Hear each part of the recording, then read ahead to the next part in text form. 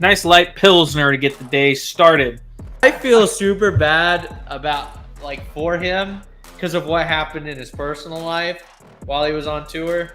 That's just crazy. Well, I don't even know about this. Look it up. I don't want to say again. I want to keep it respectful. Oh my god!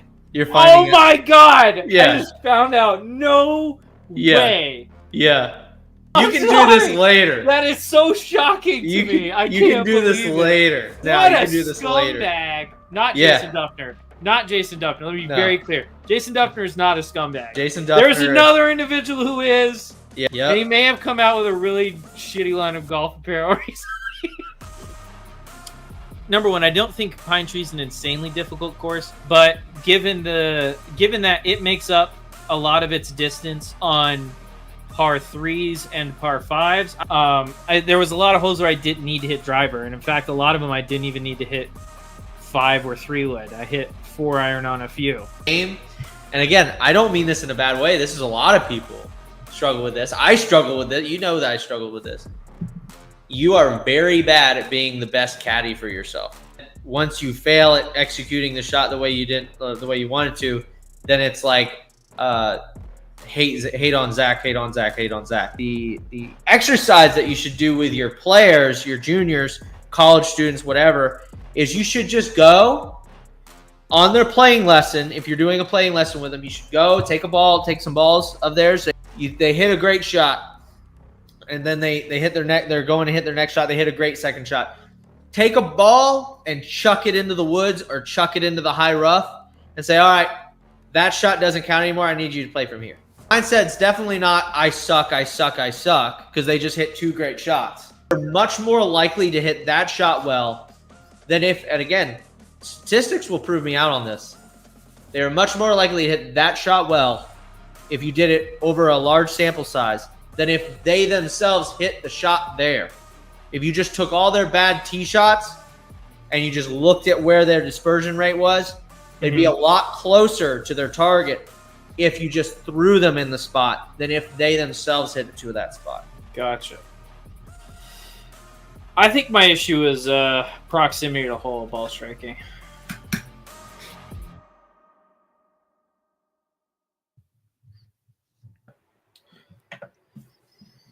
Hello and welcome back to another episode of Beerly Out of Bounds.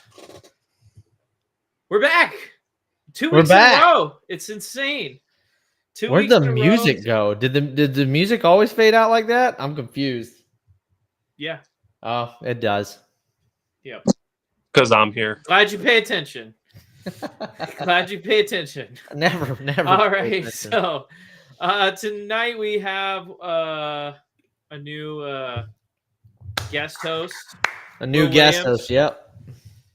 How we doing?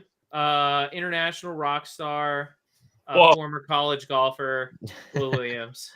Yeah. And then, of course, we have Zane, who is horrible at football takes. So I didn't know that. That's news to me. It's true. And then, of course, me. I'm smart and I'm long. So In what way? in every way. Well, you know, You can take that how you want to take it. Well, I'll leave it at that. obviously, I'm excited because my good friend Will Williams, reached out to him because I know he's a great dude and I know he's got a lot of good takes. He's one of my favorite people to talk to, and I just know he's everybody's gonna love him here on the program. And so I just said program on accident. Oh my God. Don't. He's gonna sue me now because he's copyright. he copyrighted that. So like, Did he actually? no, I was about to I'm say that's screwing with you. crazy. But if he actually copyrighted, that's crazy, dude, he could. It's not a word. He could. But like that's like copywriting an accent. Like what Is are we it? doing? It's Yes. not though. Not if you spell it. It's copywriting an accent. That's so bad. That's so bad. If someone were to copyright that, that'd be so bad. But anyway, so yeah, Will and I go way back. You know, as some of the listeners know, I played on Southeastern University's golf team, men's golf team. I played there with Will. We were both in the same class. I walked on. Will's on scholarship. We had a blast playing with one another. Will, one of the most consistent college golfers I know. I mean, he would go out there, literally make every single tournament. And the coaching staff still. Did you play conference our senior? Freshman year? Yeah. Oh, Yeah. you did? Okay, good. Well, because they tried having you play one of the seniors, and then you still ended up winning, right? They tried to have you play for that final spot, even though you had made. I think you made every single tournament that season. I just remember I was just blown away. Like there were so many qualifiers. So I mean, I don't. There was a lot, dude. There was a lot. For, too many. There were too many qualifiers. For like 6 months in a row, there was like a weekly qualifier. So I don't remember. Yeah. But anyway, you're just trying to get your best team out there, man. I guess what they were looking for was more consistency rather than like you playing well right before the event. Which, well, I'm going to be honest with you, I'd rather do the other way around if you're doing a qualifier week. Well, I would rather do it the other way around. Like, wouldn't you, Will, if like you had a college team, wouldn't you rather play like Tuesday, Wednesday, Thursday, Friday, and then see who's playing best that week before, or would you space it out? I guess it's tough. I think at the beginning of the year, it's a good idea to do like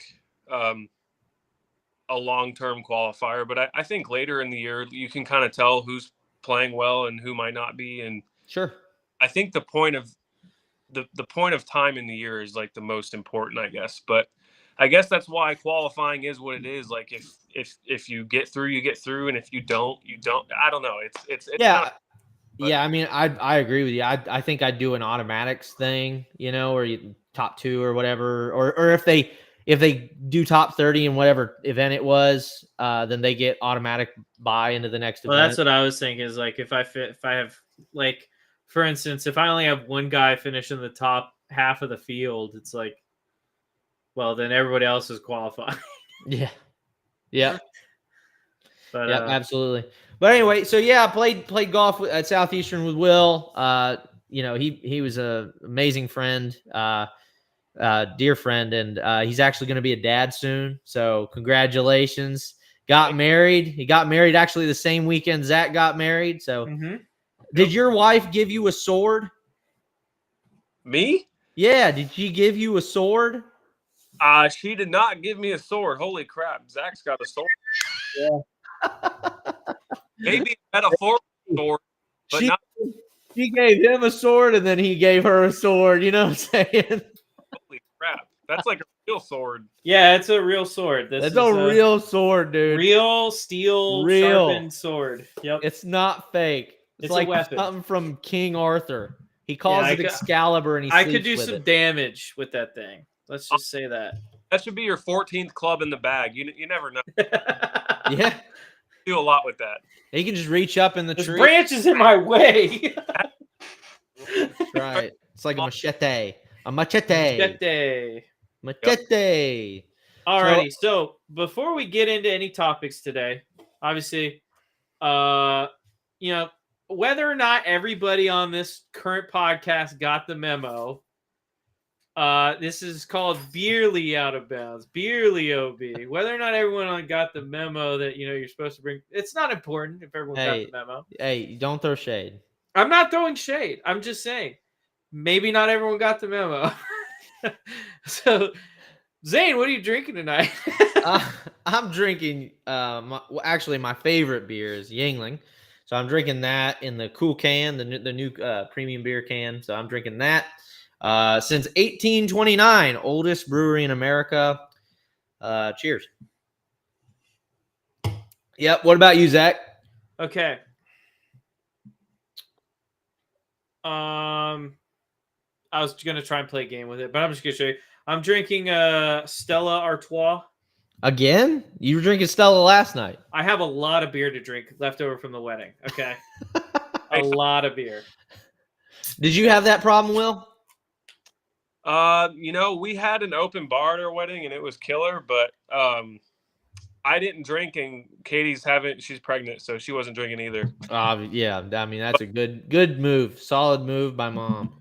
This is my Zephyr Hills. Zephyr Hills. Natural. It's all natural, baby. All All natural natural water. ingredients. All natural ingredients.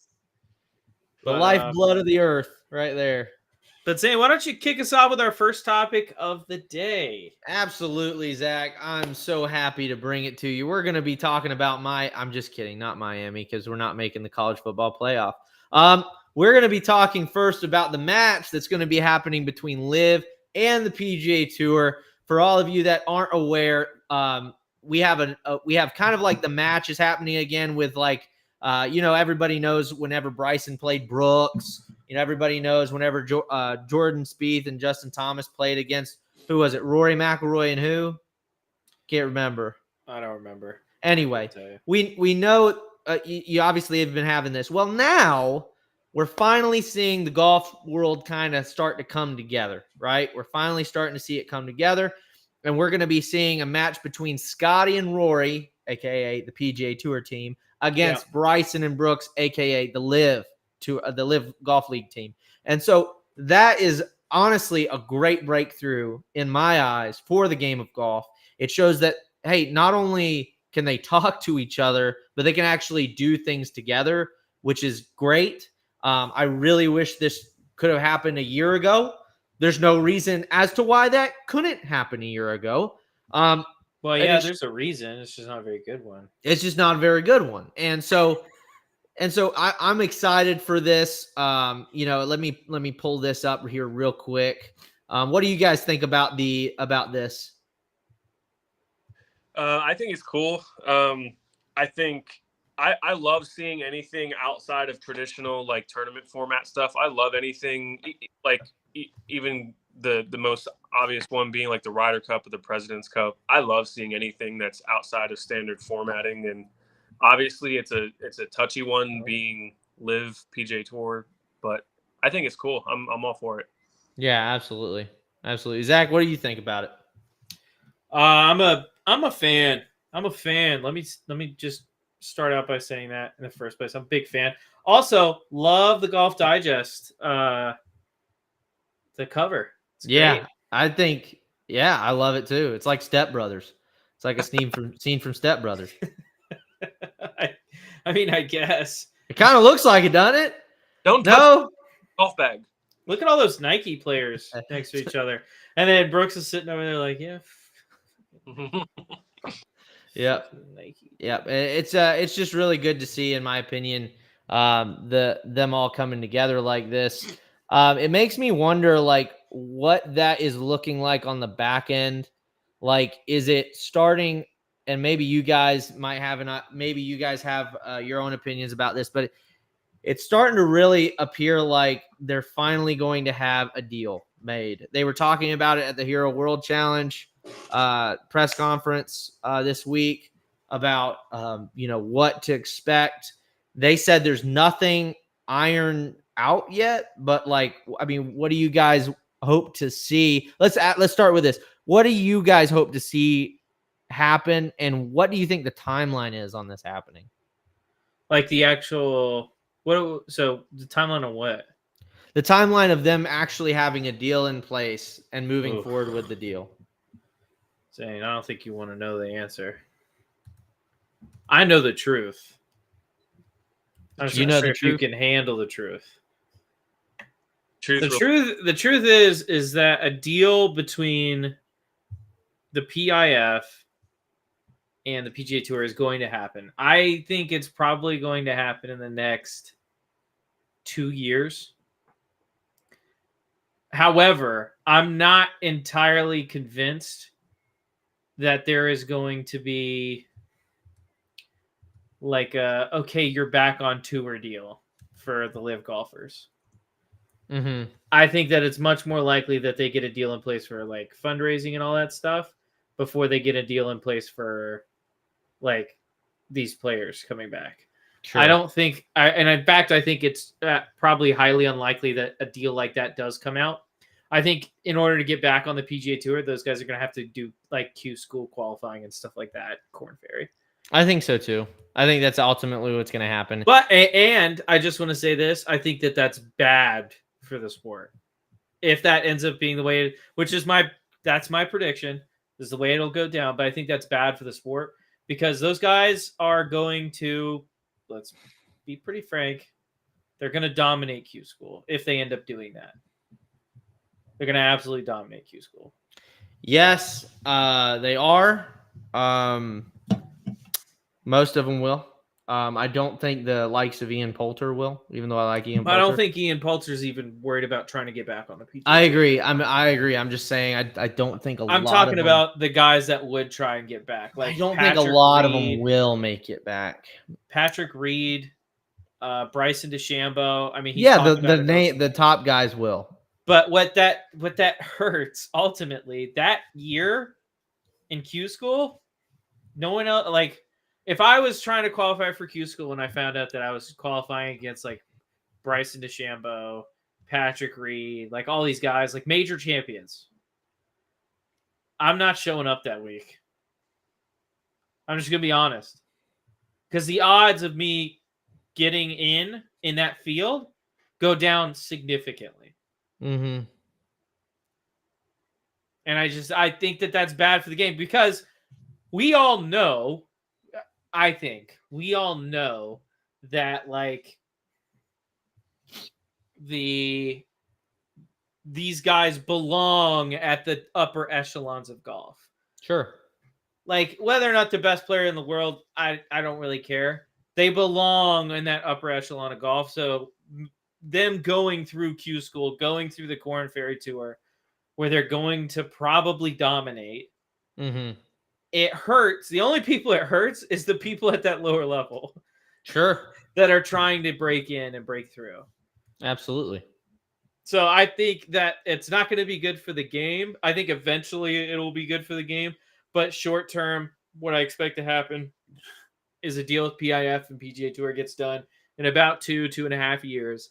That deal does not include anything to get the players back into the PGA Tour. Yeah.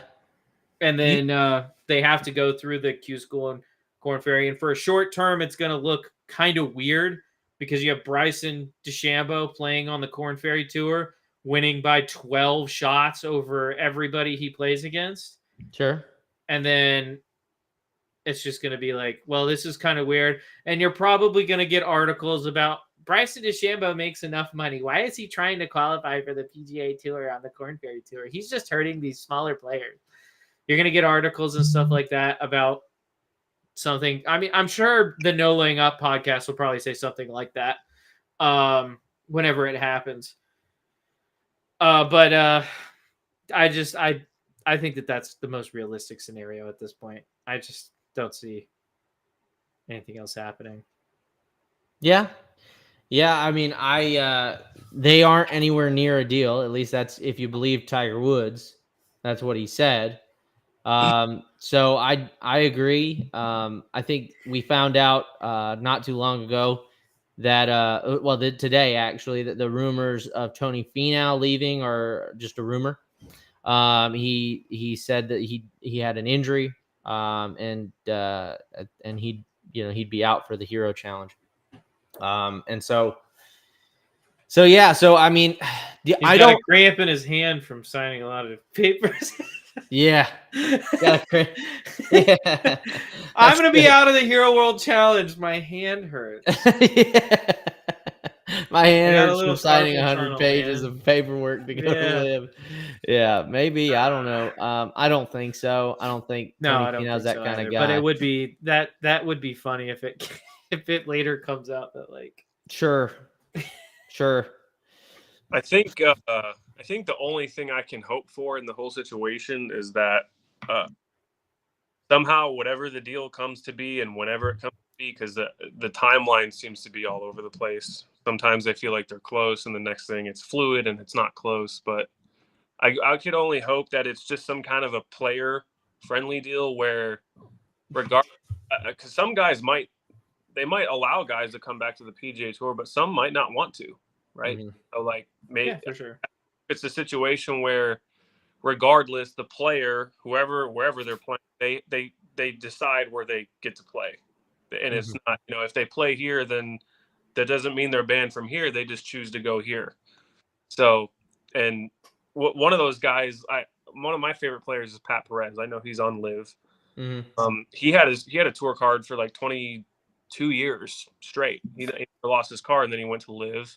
Sure. And I don't blame anybody for taking money, for one. I mean, but he said it best. So there's a line from Florida to California of guys who want to get on the PGA Tour. So, anyway. Well, and now you have already, like, what do you do with the things like PGA Tour University? What do you do with the things like, what do you do with those things that were supposed to be this pipeline for newer talent? Yeah. And now you have less spots to go around. What do you do with, again, they're already getting rid of the Monday qualifiers. They're already getting rid of pre-qualifiers for the PGA, not PGA Tour, PGA proper. And then they're already doing all this stuff to try and squeeze the competition more and more up. Like, for instance, they're taking away the 100. It's not top 125 exempt. It's top 100 exempt now. Like, what is your thoughts on that? Do you think that's a benefit to the tour, or do you think that's a detriment?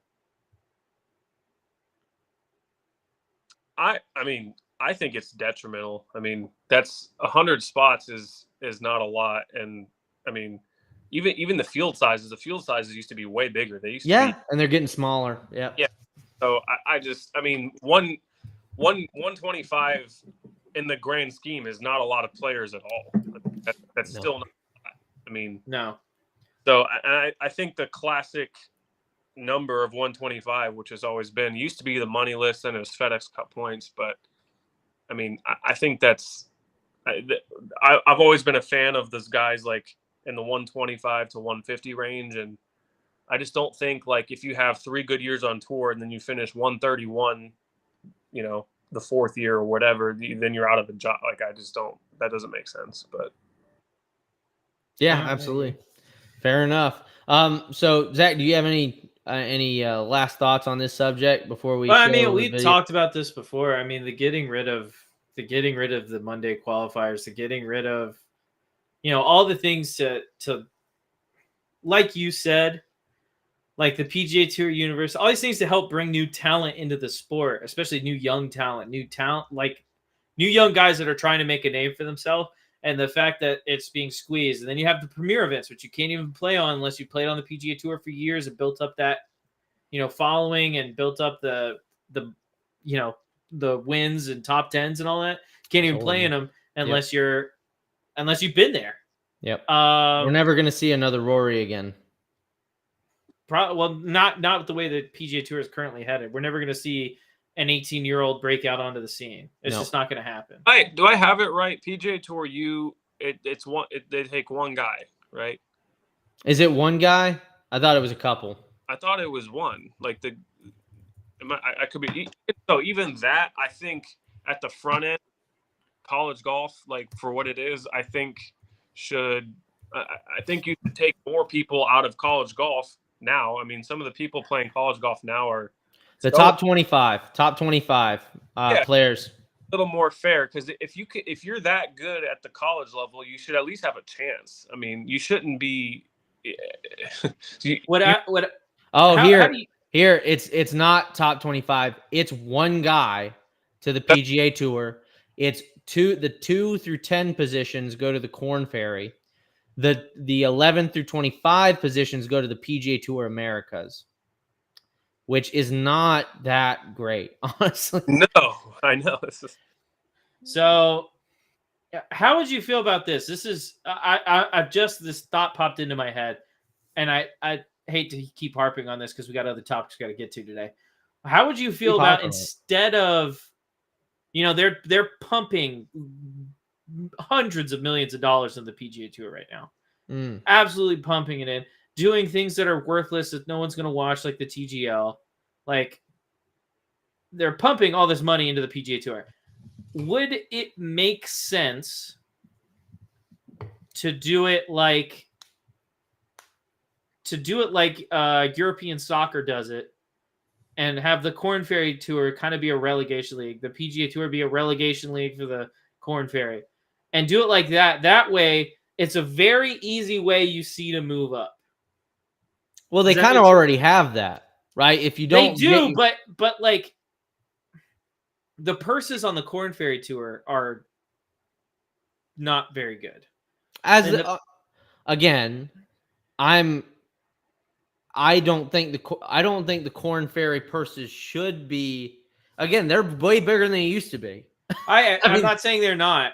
I'm not saying they're not. My whole thing was, wouldn't it be good for the PGA Tour to incentivize young players to want to, young talented players to want to play on these smaller leagues, to work their way up and then eventually become PGA Tour stars? Golf's got a lot of money in it. Not as much. I'm not saying it has as much as like soccer or baseball or whatever, because it doesn't. So I'm going to go back. I'm straying a little bit, but I'm going to go back to, again, this is something Pat Perez said like a year or two ago. If you get to the PGA Tour, you should get a certain amount of money for making it there, like a base, whatever it is, $100,000, $200,000. I actually totally agree with that. Up whatever 100, 125 people, of all people who play golf and all people who play professional golf. Mm-hmm. Start with a baseline and be able to build off that, because you could get to the PGA Tour and play 30 events and miss 30 cuts. So like, you shouldn't be out of job because you got to, you know what I mean? Like, you have guys who go to NBA rosters that get, they don't play. There's guys on NFL on two ways and stuff like that. And see, again, that is the draw to a live structure. Right. To the structure live has, is you do have that base compensation and you still can earn money on top of that. Sure. And if you do poorly, you get relegated. Right. You know what I mean? So I mean, that is the live structure. And I don't think the top guys on the PGA Tour want that to happen, because they want to be protected. Justin Thomas, Rory McIlroy, I think they want to be protected from that next generation coming up. Nick Dunlap, I know he upset a lot of people whenever he won on the PGA Tour. You know what I mean? You hear it. Because back 10 years ago, he would have never been able to play in that event. Right. You know what I mean? So that upset people, that he can compete with these professionals on that level. I don't agree with that. I think Nick Dunlap winning a PGA Tour event was one of the coolest things ever. It's like seeing an amateur win against professional golfers is what we watch the game for. That is what we watch the game for. We watch those crazy comebacks. We watch those dominating performances by Tiger. We watch those coming down the stretch where the guys are tied. Like, that's entertainment. Well, it's about creating storylines. That's exactly right. And if you don't have a storyline, your sport is dead in the water. Yep. And right now, the only storyline that the PGA Tour has is in its majors, when live players get to play. Exactly. Yes. And so, real quick, let's segue that. Zach, do you mind sharing that screen back again? Let's segue that. Will hasn't seen this. I'm excited to hear what Will's thoughts are on this clip, and then we'll talk about it after. I think the PGA, we made the mistake in the beginning when the Saudis, all they wanted was 5 tournaments to put in $20 million a tournament. Think about that. And they were turned down. And that was the start of the war. And then they got Greg Norman, who I'm very friendly with, but he's had a personal vendetta against the PGA for ages. So it started off badly, and it's not got better. And now when you win a tournament, can you honestly say, I'm beating the best in the world? We wanted to beat the best. And let me tell you, you had Arnold Palmer, Jack Nicklaus, Lee Trevino. Never seen a better striker before than Lee Trevino. Tom Watson, Raymond Floyd, Hale Irwin, you can go down the line. These guys are such fierce competitors. Now, you win a tournament, can you honestly say, I beat the best in the world? For me, that's sad. And the people want to see that. And there's a bit of stubbornness on both sides. I don't know what's going to happen. How are they going to look after people like myself and Arnold, who's gone, and Jack, and people like that? They've come up with a system which they've taken, and it's bad. They've taken $75 million. They put it there for 36 guys. The guys who won the most majors, made the most cuts, played the most tournaments, they get a certain amount of money. But that money now is put into an investment company, and it might not do well, and you might not get anything. And the first payment we're going to get is when I'm 91. Will I be alive? I hope so. Jack Nicklaus, I don't know whether he will be. The second payment is when you're 98. But here's the sad thing. There's so many things behind the scenes that people don't know. We've got a guy like Larry Nelson, won 3 major championships. Captain the Ryder Cup. Tony Jacklin won the British Open, US Open, and hosted tournaments worldwide. Dave Stockton won PGAs. They're getting nothing. They're not even on the list. Can you imagine how they feel to be just, discarded like that? So the whole thing is a mess. And I don't know, do they want to get together? I really don't know. And it should have been, a conclusion should have come about at least last December. And it's lingering. And you've had a guy like Jimmy Dunn, who's the most perfect man for the situation. He's resigned. So I don't know. I'm hopeful, but I don't know. And then somebody said, well, they can come back on the tour if they give their money back. Are you crazy? You're going to give $540 million back? No, sirree. That's a lot of money. Even for you. Yeah. Yeah. So, Zach, Same. we were right the whole time, bud. We've always been right. How vindicated do you feel right now? I knew I was right the entire time. I'm never wrong. That's why they call me. That's why they call me Zach Stradamus. Free at last. You're in a always Smith right. sandwich right now, Will. I hope you know that. You're in a Smith sandwich. Yeah. Will, let's get your reaction to this before we talk more about it. So, Will, what's your reaction to what Gary just said? I think literally everything he said was spot on from the beginning, out, then flipping over to the historical figures of the PGA Tour, back, Tiger, Lee, Trevino, on and on and on. I agree with you. I mean, that was spot on. I mean, I couldn't have. And that's a guy. That's a dude with some serious perspective. He's been around a long time. Mm-hmm. So in the old game, the transition, the new game. So I everything he said was spot on. And even he said, he's like, I'm not sure if they're going to figure it out. And I honestly believe that too. They might not. Yep. Zach, what about you? Well, listen. Listen here. Okay. Like we've been doing a golf podcast, not necessarily this podcast specifically. We've been doing a golf podcast since this whole thing started 4 or 5 years ago. Mm-hmm. Been doing it a long time. Mm-hmm. I mean, it was so clear early on that not only did Greg Norman not like the PGA, but it was also very clear it felt like that stemmed from the PGA not liking Greg Norman. And the fact that, like, I mean, I hate to go over talking points we've already talked about on the show so many times. It's crazy. Go off, King. We talked about it several times where it's like, why not? Like, why didn't the PGA just, like, make a deal to begin with, and then this whole thing doesn't happen? I mean, he talked about it in the clip, but, like, it was there. The deal was there. It was done. And they're like, hey, we just want these 5 tournaments. We'll give you $20 million a piece. That's $100 million investment in the tour. Excuse me. And then they were like, no, we're good. And the Saudis are like, well, we still want to invest in golf, so what do we do? Greg Norman's like, I have an idea. I have an idea. You guys got to hear me out on this one. And they start LIV Golf. And they invested all that money that they were going to give the PGA Tour into LIV Golf. and some more even, because they understand that it's more expensive to start a league than it is to invest in a league. And here we are. And here we are several years later. Because at the time, I remember having conversations with Xander. I was like, I just don't know. I don't know what the point. I don't know what the point is. What are we doing here? Like, why are we doing this whole song and dance? And why is Will dead? Did he drop off? Yeah, That's fine. He'll join it. He'll join again. It's He'll fine. join again. But like, why are we doing this whole song and dance? We all know, like, we all know what's going on. And then it comes out that, like, I think it was 2 years ago, PGA, the PIF comes to the PGA and it's like, let's make a deal. And it's like, okay, we're gonna make a deal.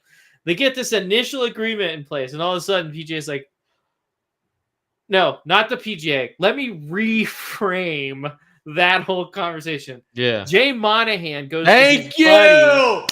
Thank you. He brought the name up. Jay Monahan Voldemort. goes to his buddies. Voldemort. Jay Monahan goes to his buddies in the Boston Sports Group. It's like, hey, I really can't do much to stop this from happening. Can you give us money so we can dilute the money that they're giving us? And the Boston Sports Group, his buddies, he worked there before. In fact, he was a senior partner at the Boston Sports Group before he became the CEO of the PGA We went through Tour. this whole thing. We went through this whole thing. We did this whole background on Jay Monahan and everything that he's Maybe done. we'll do that, Nate. Maybe we'll go a little. We'll do It's a just refresher. so tiring. It is. So he goes We'll do to a his, refresher next week. Go on. he goes through this whole thing. He goes through this whole thing. They get this initial agreement in place, and then Jay Monahan goes to the Boston Sports Group. And I want to be very clear on the timeline, because that's what happened. They got the initial agreement in place, and then Jay Monahan went to the Boston Sports Group and started talks with them. It wasn't until the initial agreement was in place that Jay Monahan tried to undercut the original agreement. Yep. And this is after going on the sports talk shows with the leader of the PIF saying, "Oh, we've decided to join golf again. Oh, this is such great news. Yes. This is awesome. You know, we'll be back." And this is also after he brought on 9/11 families to guilt trip everybody into not watching LIV Golf and not supporting LIV Golf. Yeah, because it it's was- backed by Saudi Arabia, Yeah. which to this day has, again, there is Saudi ties in the funding of 9/11. There is no link to the royal family of Saudi Arabia currently. Yes. We've gone over this. We've went through the documents. We know that yes, there were Saudi, but that's like literally blaming Zach Smith, you know, or that's like blaming Donald Trump for the bombing of Iraq. Like that's what that is. That's what that is. But I mean, it was so crazy because like the timeline is so Or important Obama. when you have for a that conversation about this. The timeline is so important when you have a conversation about this because it makes very clear Jay Monahan's motives Yes. with the PGA Tour when you look at the timeline, because the timeline is not to make the tour better. Mm-mm. That's The not his timeline goal. is how can Jay Monahan scrounge out enough money for him? That's the Yes. timeline. Because what was that? What was, and God, it's so important because remember, this initial agreement is in place. Jay Monahan is going to be the CEO of a new private company that PIF is going to invest in. Mhm. Jay Monahan is going to make a lot of money from this deal. And they So would what is- hire Greg Norman, and he'd be this new guy for this new thing. Yes. And then what does he do? I'm not satisfied. Boston Sports Group, my buddies, my besties, probably my former underlings, the people that worked under me, honestly. His golf buddies. Yeah, his golf buddies. Give him, God, was it 450 billion or something investment in the Sounds PGA stupid. Tour? Sounds And it was stupid. like, and it's with almost, and I do mean this, almost no strings attached. Mhm. That is ridiculous. But we've talked about this 1,000 times. Jay Monahan is a scumbag. He made $23 million this year or whatever. That's up $7 million from the That's- previous year. That's why I want to do something next week where we kind of deep dive into who is Jay Monahan, or do something along those lines, because it is so bad.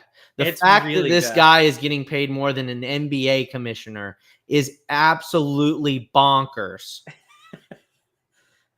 After what he put golf through. Because let's be really clear. Yeah, He put us through this. This whole situation is like someone with a clown fetish. It's fucking bonkers.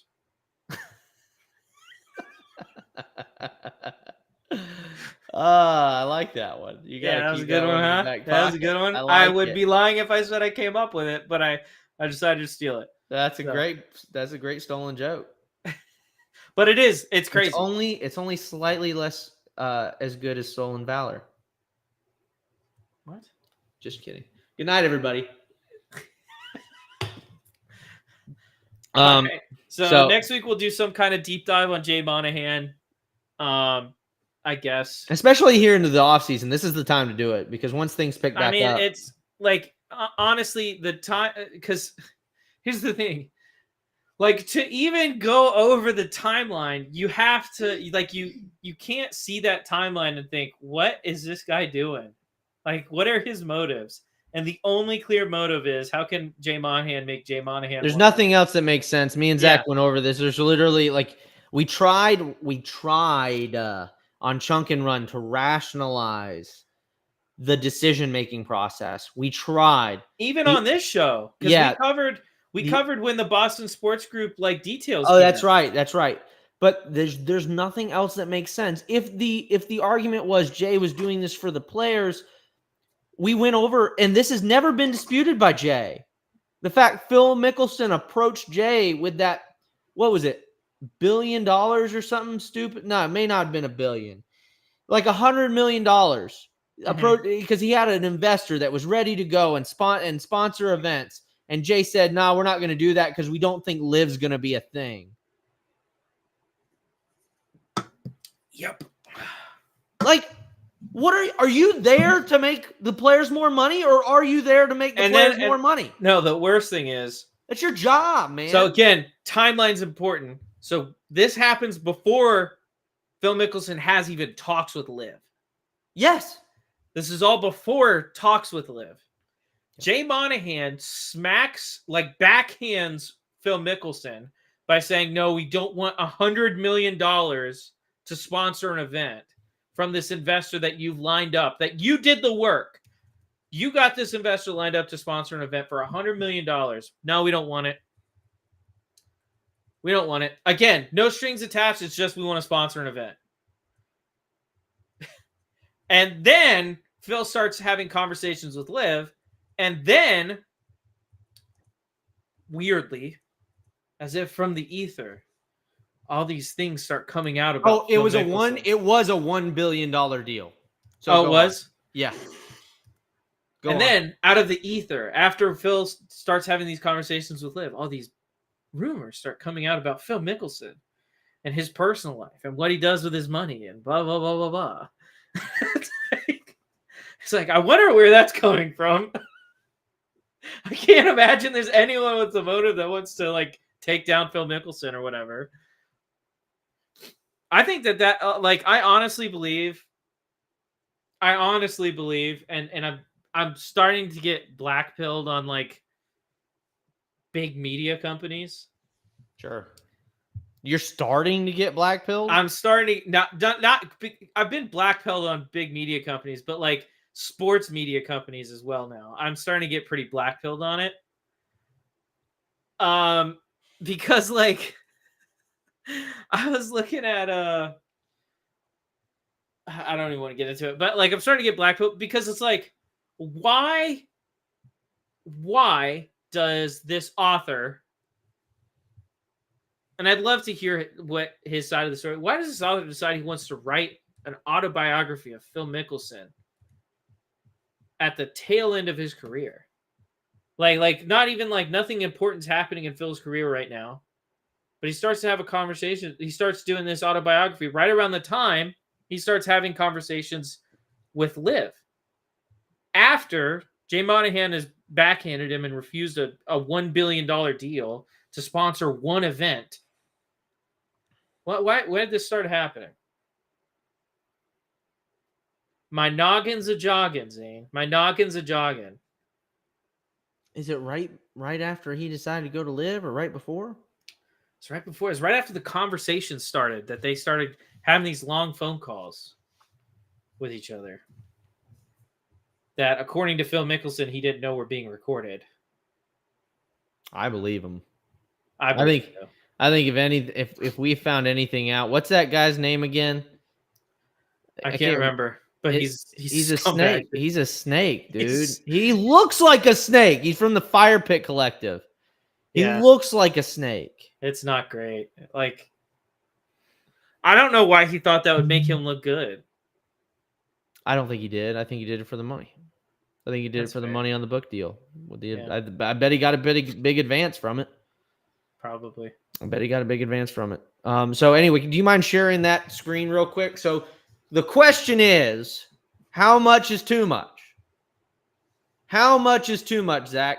Big bucks. Nuclear Golf reports. A new report from Sportico reveals that the PGA Tour Commissioner Jay Monahan raked in $23 million in compensation last year. The sum includes $12.1 million in bonuses. So he's doubled his salary and bonuses. $2.5 million in retirement benefits and $6.7 million in long-term incentive compensation.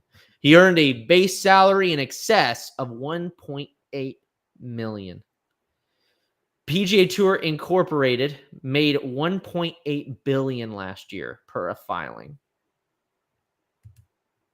So this is insane. I am of the opinion. So a base salary of 1.8 and he earned 23. You tell me how that makes sense. When have you received bonuses in excess of 23 times your income?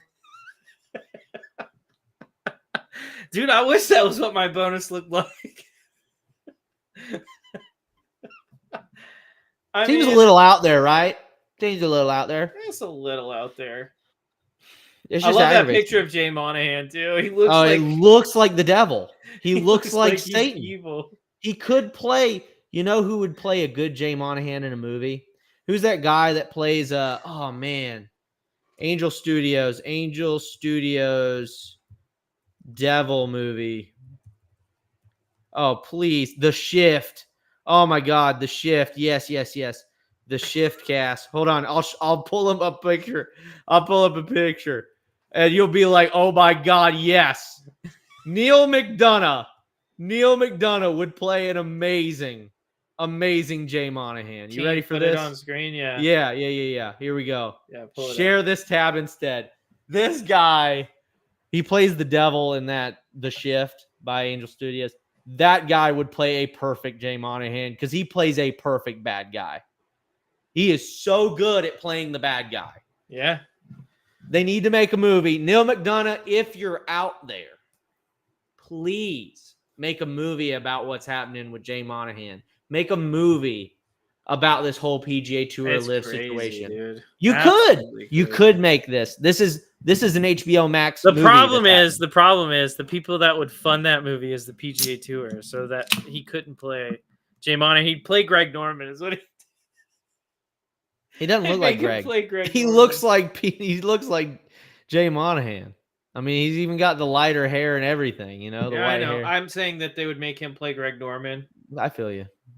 Because PGA Tour would be funding it, so I feel you. I just think it's hilarious.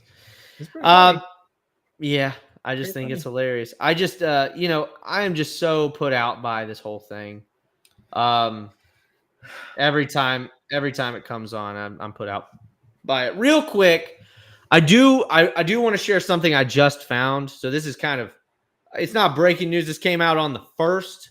But this is kind of interesting, and I'd love to get your take on it. All right, you ready? I'm going to share this screen, this tab. I'm ready. So it's Essentially Sports writes this.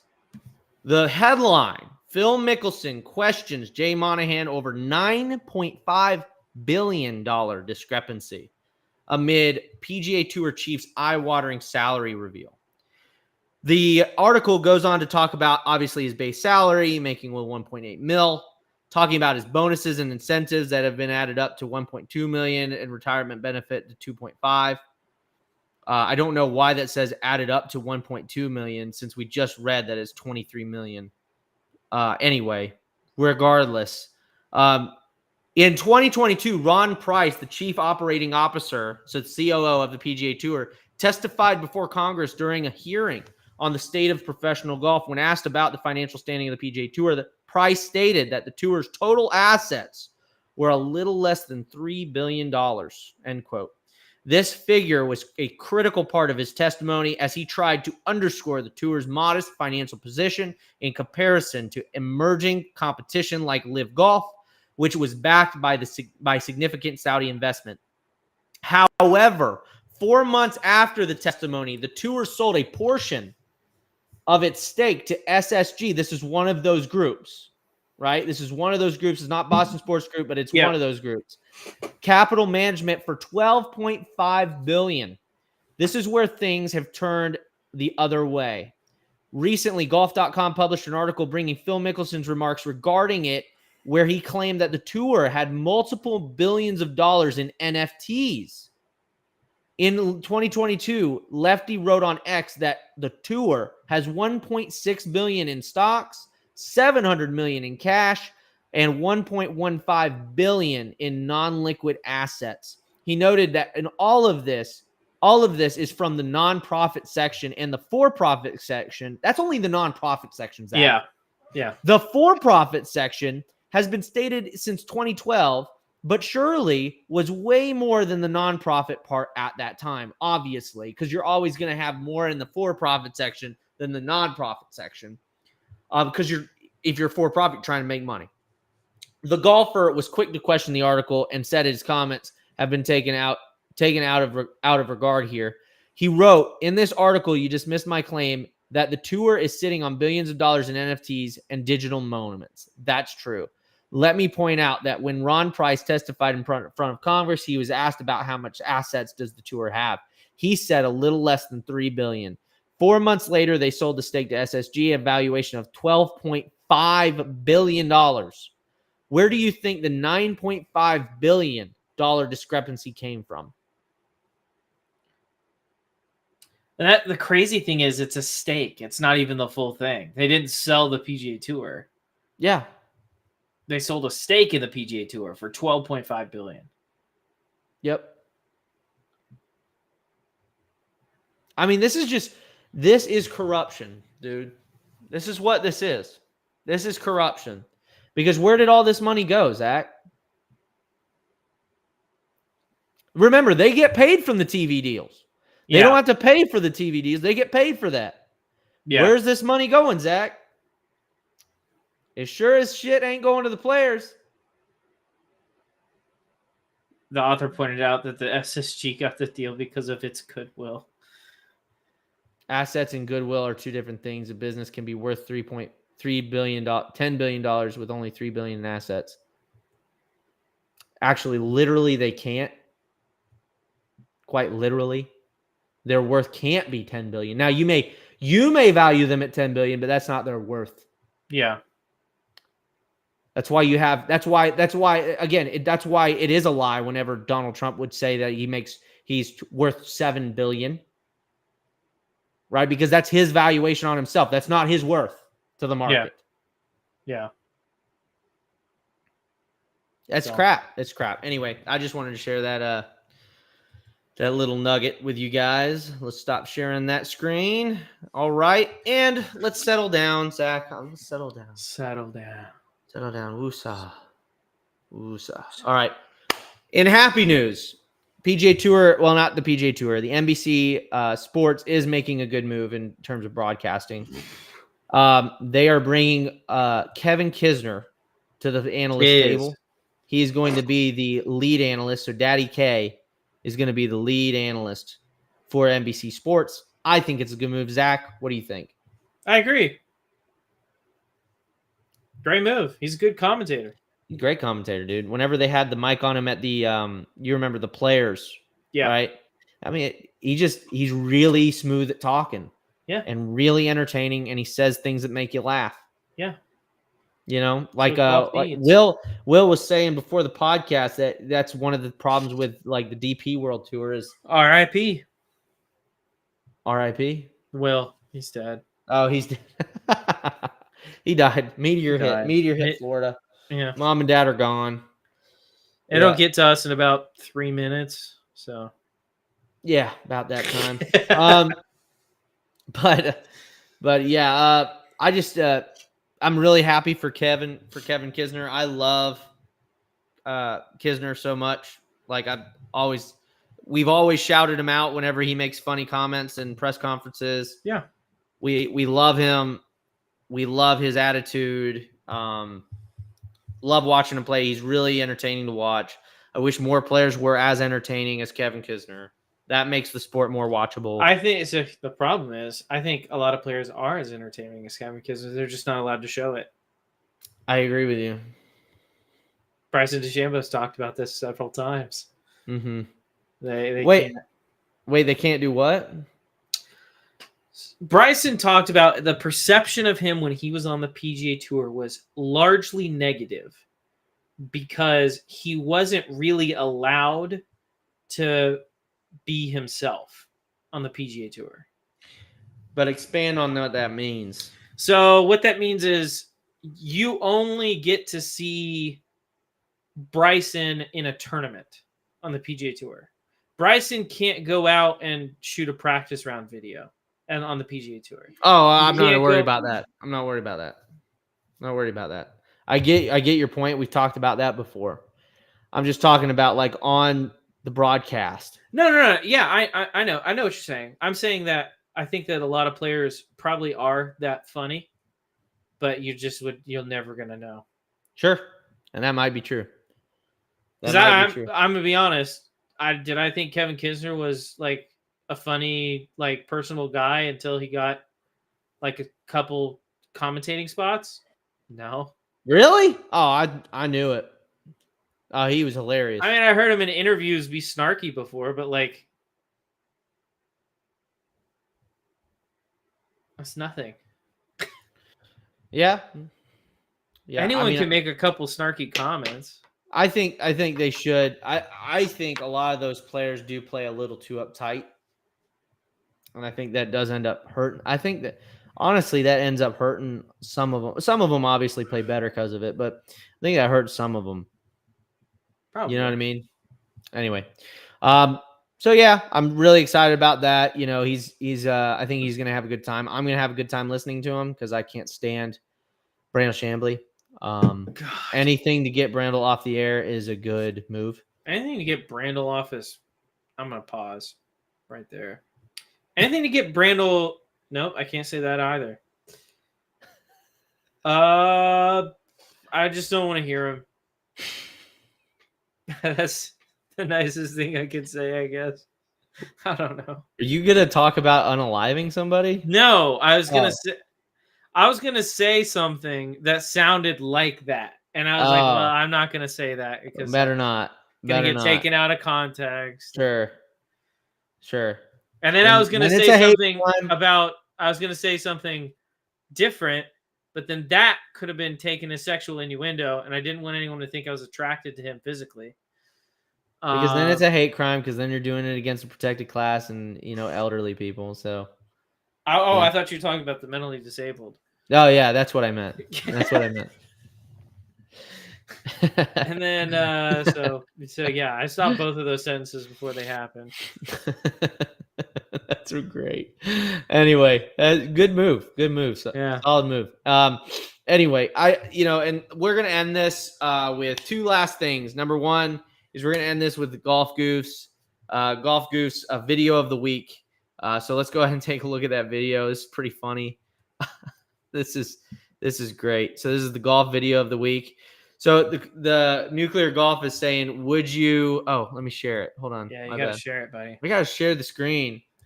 Would you try and make this shortcut and take the shortcut to the first tee? You ready? Yep. Sending it. And That tracks. I wonder if they've had anything to drink. As the beers go flying out of the cooler. I'd be willing to guess yes. Play that again. Play that again. I want you to try and count how many beers come flying out of this car. Ready? That's at least 4 or 5. Yeah. At least. At least. Their clubs are donezo, by the way. Oh, wait, I want to watch the clubs this time. There's more you can learn from watching a video over and over again every time you watch it.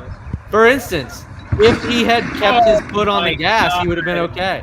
That's $1,500 right there. Every single iron head is snapped. Every wood head is snapped. You know what's crazy is if he had kept his foot on the gas, he'd been all right. If he hadn't have turned, he would have been fine. So I will say in their defense, and not really their defense, because it's stupid sending it down a hill like that with tall grass. Oh, absolutely. Because of course. Of course, the tall grass makes it worse because that tall grass just turns into a slip and slide with that much weight on it. Of course. And so, I don't know if you've ever done this, Andy. Have you ever painted lines for like a golf tournament for like hazard and stuff? Only once. Okay, so we paint lines at the Georgia Club to like for tournaments and stuff. So, excuse me. So, like, there's some hills where, like, you're technically supposed to walk it, but, like, you could drive it.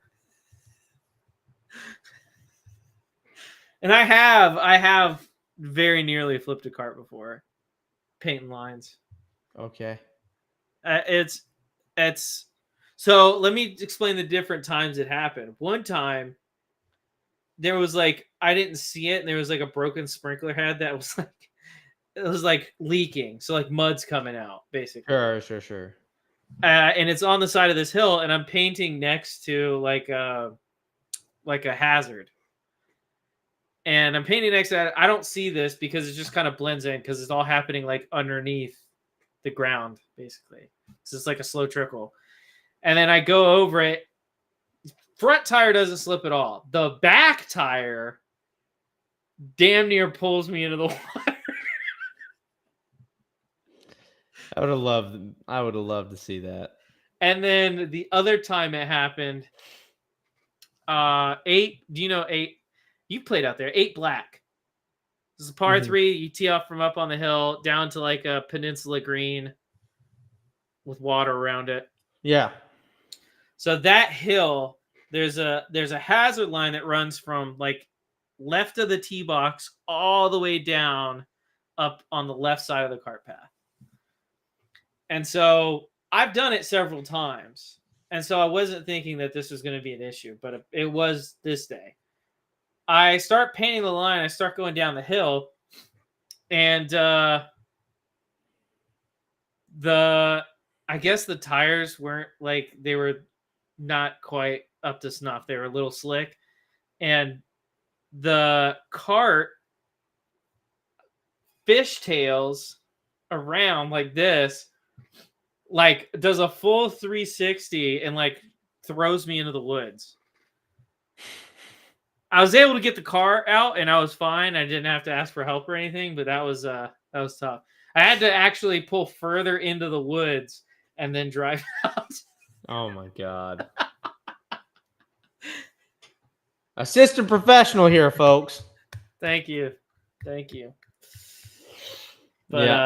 yeah. Well, I was gonna tell a story about Southeastern whenever but Will's dead. So Will's dead. Doesn't matter. R.I.P. I'll tell this as if this is his funeral. So he was actually playing in a playoff against Mark Lestache, who was a senior. He was a freshman. They were playing in a playoff, and we were all the freshmen, all the seniors. We were watching because we were like rooting on our guy. Like the freshmen were rooting on the freshmen, the seniors were rooting on Mark. We were rooting on Will. We were trying to, and we're riding on the cart now. Obviously we're college students, and the coach let us do this. I don't know why he did, but so there's somebody on the back there's somebody on the side. So I'm on the side, hanging on the cart, Mhm. and he starts driving. He's going down this hill and he takes a hard turn right and stops.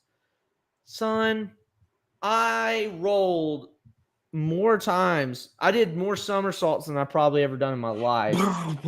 I mean, literally, boom, boom, boom, boom, boom, down the hill as soon as he stopped, because I got nothing, Yeah.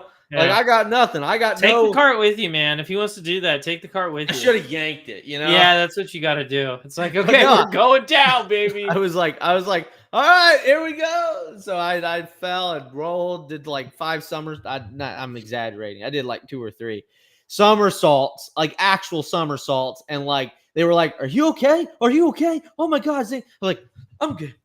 I'm good. I'm good." How many fingers am I holding up? Yellow.